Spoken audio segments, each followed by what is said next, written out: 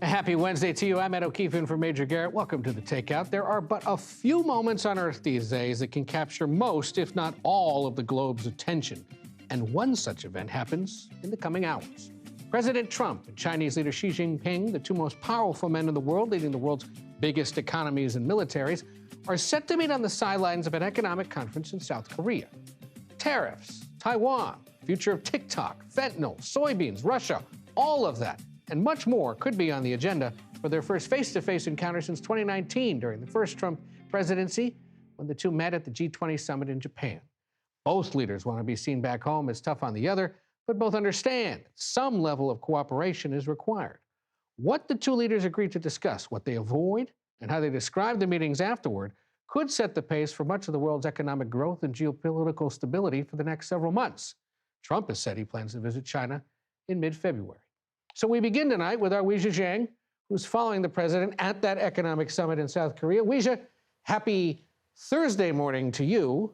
What are we anticipating in the hours to come in this meeting between President Trump and President Xi? Thank you for that timestamp, Ed. And here I would say good morning to you. We have been anticipating this meeting all week, and that's because President Trump has wanted to talk about it all week. He has expressed optimism after his trade negotiating team had breakthrough talks over the weekend, and now the president says he's optimistic that they will be able to come to an agreement and they'll be able to strike a deal. It was actually during a hot mic moment, Ed, which, we love those, that the president said the meeting would probably last about 3 to 4 hours, which is a little contradictory to the official schedule because that is supposed to start at 11 a.m. Eastern time here, which will be 10 p.m. Where you're at.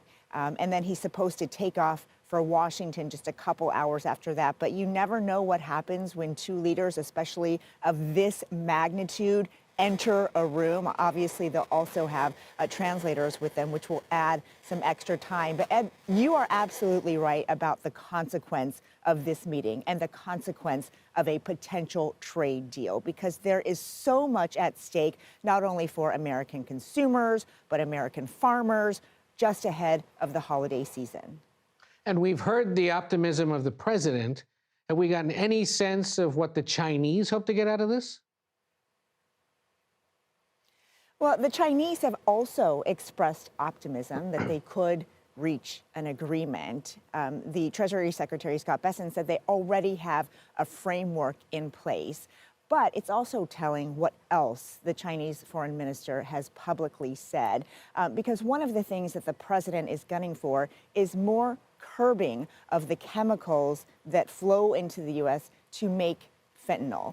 And the Chinese want those related tariffs to come down. They also want to avoid separately an additional 100% blanket tariff on all Chinese imports into the U.S. But the Chinese have said, look, we've already done a lot to counter those chemicals. We've already worked on this. Our counter-narcotics program is strong. And he said that it's the U.S. that has to do its part as well, Ed. So the fact that they are pushing back on that publicly is a signal that perhaps that component of the deal will be tough to navigate. Now, the president is asking, as I mentioned, for China to resume the purchase of soybeans from America because they've been going to South America instead. And our farmers have told us many times how much they are struggling. And the president obviously also wants access to China's rare earth minerals that are critical to build everything when you're talking about anything in technology. And so those are the things at stake here, Ed. And if they are not able to strike a deal,